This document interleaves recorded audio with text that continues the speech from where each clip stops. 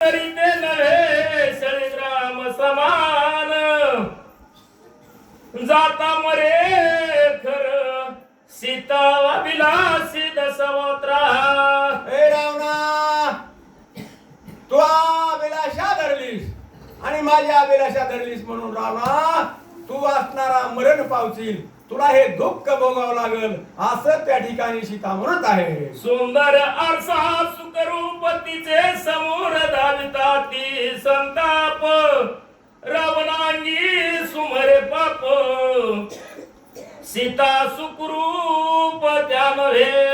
यावेळेस राजा रावणाची अवस्था आहे महाराज. आणि सीता ज्या वेळेस एखादा समोर आरसा ठेवावा, आरशात आपलं स्वतः असणारं मुख बघावा, सुखरूप दिसतं, टवटवीत दिसतं. इतके हळसावून त्या ठिकाणी सीता बोलत होती, पण राजा रावण कसली दुःख अवस्था घेत नव्हता. आयशा नाना सर्व युक्ती रावण निर्वसे सीता सती तेने कोपला लंकापती मग द्रौपदी बोलत. अशी सीता हेळसून बोल लागली महाराज. आता राजा रावणाला एवढा हेळसून बोलल्यावर राजा रावणाला जरा राग आला, कोप आला आणि कोप येऊन राजा रावण उठलेला आहे महाराज. आता उठून रावण काय करतो महाराज पुढं. राक्षस माझी बळी संपूर्ण कपटे कर्मी अति परवीन ऐसा बोलवीन आठव जाण सोय रावण सांगत. राजा रावण सीतेला म्हणू लागला, तुझ्या मुखातून म्हणतेस की ही राक्षस कपटी कपट करते, माया करते, आणि हे तुझ्या मुखानं म्हणतेस आणि मासणार हिना कारण आम्हाला दोषी असं सीतेला त्यावेळेस रावण म्हणू लागला. तुम्ही दुर्धर दिशाचर होऊन जनस्थानी एकत्र राम विधोसी निरंतर अति सादर राहावे. त्यावेळेस म्हणले आता आपण रावण म्हणतोय सीतेला एकांत आपण दोघ जण असणारे राहू आणि रामाला तिकडं वनामध्ये सोडून देऊ. त्या रामाची आशा नको, अशी आशा सोडून दे.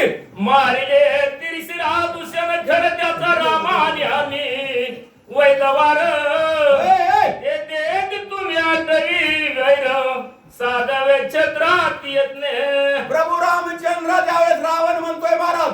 राजा रावण म्हणला, तू म्हणतेस की त्या रामानं खर दूषण तिरशरा मारले, एवढा पुरुषार्थ त्या रामानं केला, हिना कारण रामाची बडाई गाती सीते असा रावण म्हणतो.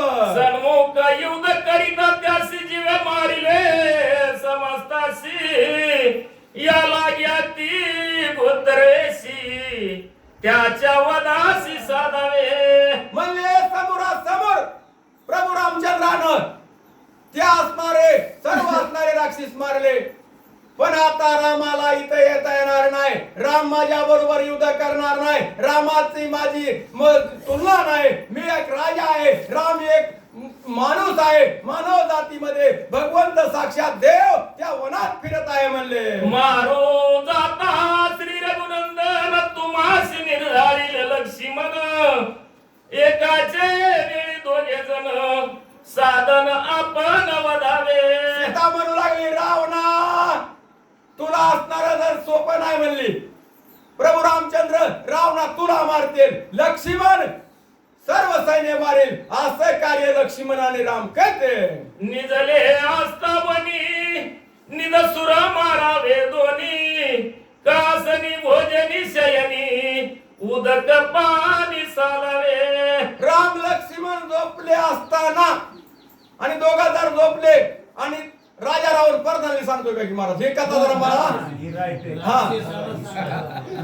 राजा रावण प्रधानाली ही कथा सांगतोय महाराज. काय सांगतोय, झोपले असताना राम लक्ष्मण ही दोघं असणारे झोपीमध्ये मारावात, त्यांनी पाणी सुद्धा न मिळावा अशा अवस्थेमध्ये मारावात. रावण सांगतोय चला पडले श्रीरामाच्या दृष्टी मंग धन्याची कायची गोष्टी आठवची शिर निवटी शिरवरष्टी प्रतापे.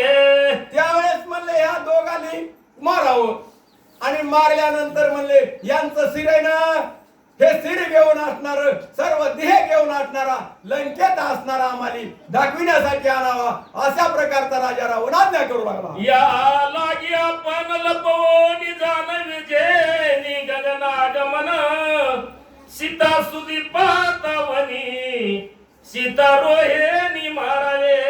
त्यावेळेस राम आणि लक्ष्मण ही दोन्ही असणारे झोपीमध्ये मारावात आणि जेव्हा जर मारले तर तुमचा खरा पुरुषार्थ खरं कार्य केल्यासारखं वाटतंय असा राजा रावण सांगत आहे. शेळे बळे कपटेमुळे दोघे मारावे एक वेळे तिथार्थ तुम्ही प्रबळे सोहे कार्य समूळ साधावे. ए म्हणले तुम्ही जा पण कसं कपट करून छळण करून कसं तरी मारा म्हणजे ही सीता आहे ना सीता मला वस होईल माझी पत्नी होईल माझ्या सहकार्याला माझ्या कार्याला तुमचा सध्या हातभार लागावा असा राजा रावण म्हणू लागला. मारलिया राम लक्ष्मण तुम्हासी दिले जनस्थान ते नव्हे आपण डोले निशान लावूनी.